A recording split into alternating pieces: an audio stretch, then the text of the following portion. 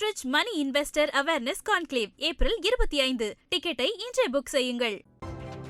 சத்தமில்லாமல் பாச மகனை எம்எல்ஏவாக்க காங்கிரசுக்கு அனுப்பி காரியம் சாதிக்க நினைத்த ஜி.கே. மணியின் கனவில் மண் விழுந்திருப்பதாக கூறப்படுகிறது.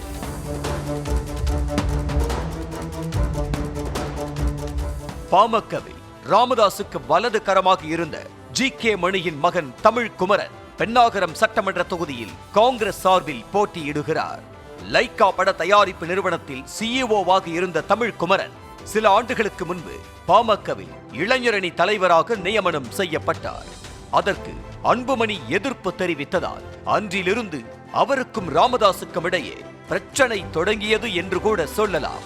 தமிழ்குமரனிடமிருந்து பாமக இளைஞரணி தலைவர் பதவி பறிக்கப்பட்ட பிறகு அன்புமணிக்கும் ஜி.கே. மணிக்கும் இடையே தர்ம யுத்தம் தொடங்கிய நிலையில் பாமக இரண்டாக பிளவுபட்டது.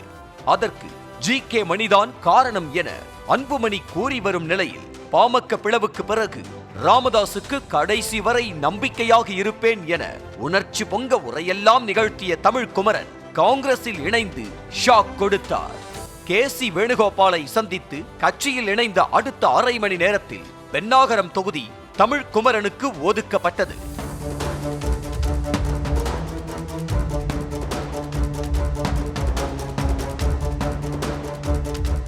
பென்னாகரம் தொகுதியில் ஜி.கே. மணி 3 முறை எம்எல்ஏவாக இருந்திருக்கிறார் என்பதால் எப்படியும் வெற்றி பெற்று விடலாம் என நினைத்த தமிழ்குமரனுக்கு எதிராக அதிருப்தியே மேலோங்கி இருப்பதாக கூறப்படுகிறது.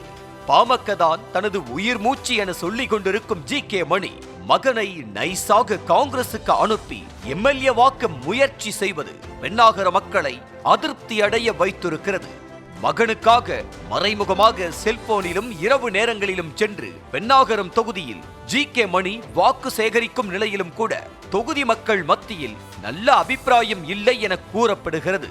கடைசியாக 1967ஆம் ஆண்டு, அதாவது 59 ஆண்டுகளுக்கு முன்பு பென்னாகரம் தொகுதியில் காங்கிரஸ் கட்சி போட்டியிட்டது என்ற நிலையில் அதற்கு பிறகு இப்போதுதான் கை சின்னம் என்ற வார்த்தையையே பென்னாகரம் தொகுதி மக்கள் கேள்விப்படுகிறார்கள்.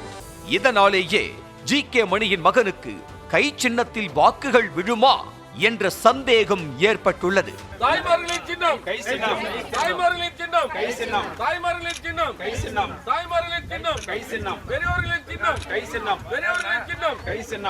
ஒரு காலத்தில் தருமபுரி மாவட்டத்தில் பாமகவின் முகமாக இருந்த பெரிய அண்ணன் தர்மசெல்வன் போன்றவர்கள் அக்கட்சியிலிருந்து நீக்கப்பட காரணமாக இருந்தது ஜி.கே. மணிதான். பாமகவிலிருந்து நீக்கப்பட்ட பெரிய அண்ணன் திமுகவில் இணைந்து பணியாற்றிய நிலையில் அவரது மகனான முன்னாள் எம்எல்ஏ இன்பசேகரனுக்குத்தான் இந்த முறை பென்னாகரம் தொகுதி கிடைக்கும் என எதிர்பார்ப்பில் இருந்தனர் திமுகவினர். ஆனால் திடீர் ட்விஸ்டாக குறுக்கே புகுந்து பென்னாகரம் தொகுதியை தமிழ்குமரன் தட்டி பறித்தது திமுகவினர் மத்தியிலும் அதிருப்தியை ஏற்படுத்தி உள்ளது. இன்பசேகரனுக்கு பென்னாகரம் தொகுதியில் குறிப்பிடத்தக்க ஆதரவு இருக்கும் நிலையில் அந்த வாக்குகள் தமிழ்குமரன் பக்கம் வர வாய்ப்பில்லை என்கிறார்கள். அதோடு தமிழ்குமரனுக்காக தேர்தல் வேலை பார்க்க திமுகவினர் தயக்கம் காட்டி வருவதாக சொல்லப்படுவதால் பாதகமான சூழல் நிலவி வருவதாக கூறப்படுகிறது.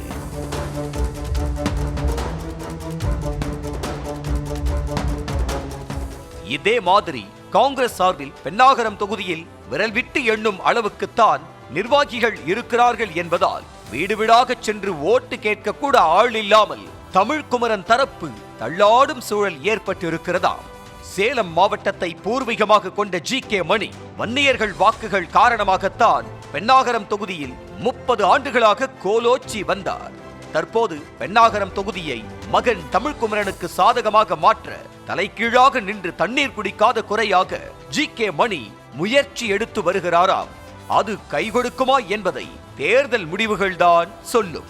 இது ஒரு பக்கம் இருக்க, பென்னாகரம் தொகுதியில் ஜி.கே. மணியின் மகன் மண்ணை கவ்வ வேண்டும் என பாமக தரப்பிலும் தீவிரம் காட்டி வருவதால் சவாலான சூழல் ஏற்பட்டுள்ளது.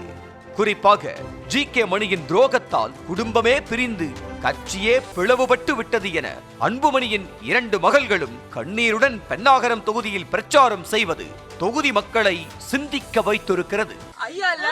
அந்த ஆம்புலன்ஸ்ல உட்காந்துட்டு எங்க அத்தை, எங்களோட சின்ன அத்தை கால் பண்றாரு, எனக்கு பயமா இருக்கு அப்படின்னு ஐயா அழுதுகிட்டே சொல்லியிருக்காரு. நான் உங்ககிட்ட நான் வேற எதுவும் கேட்க வரல. நீங்க வந்து அந்த துரோகிய தயவு செஞ்சு மன்னிக்காதீங்க. நீங்க யாரும் அந்த துரோகிய மன்னிக்காதீங்க. அந்த குடும்பத்தை மன்னிக்காதீங்க. அந்த துரோகிக்கு வாய்ப்பு தராதீங்க இந்த இடத்துல.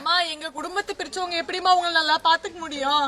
தமிழகம் முழுவதும் ராமதாஸின் ஆதரவாளர்கள் 30 பேர் கேஸ் சிலிண்டர் சின்னத்தில் போட்டியிடும் நிலையில் ராமதாஸின் நிழல் என சொல்லிக் கொள்ளும் ஜி.கே. மணி அவரது தரப்பில் போட்டியிட்டு விசுவாசத்தை நிரூபிக்காமல் விலகி உள்ளார். மகனை விட ராமதாஸ் தான் முக்கியம் என்றால் ராமதாஸ் தரப்பு ஜி.கே. மணி தேர்தலில் நின்றிருக்கலாமே என்ற கேள்வியும் எழுந்திருக்க, இதுவே ஜி.கே. மணி குறித்து அன்புமணி தரப்பினர் முன்வைத்த குற்றச்சாட்டுகள் உண்மை என நிரூபணமாக்கும் வகையில் இருப்பதாக கூறப்படுகிறது. சாதாரண தொடக்க பள்ளி ஆசிரியராக இருந்த ஜி.கே. மணி பாமகவிற்கு வந்த பிறகுதான் கிட்டத்தட்ட 2000 கோடி ரூபாய் அளவுக்கு சொத்து சேர்த்ததாக அன்புமணி 2 நாட்களுக்கு முன்பு குற்றம் சாட்டியிருந்தார். பதவி, பணம், பொருள் என எல்லாம் கொடுத்த பாமகவை 2 துண்டாக்கிவிட்டு மகனுக்கு மட்டும் எம்எல்ஏ பதவியை வாங்கி கொடுக்க நினைக்கும் ஜி.கே. மணியின் கனவு பலிக்குமா என்பது போக போகத்தான் தெரியும். Enrich money investor awareness conclave April 25. டிக்கெட்டை இன்றே புக் செய்யுங்கள்.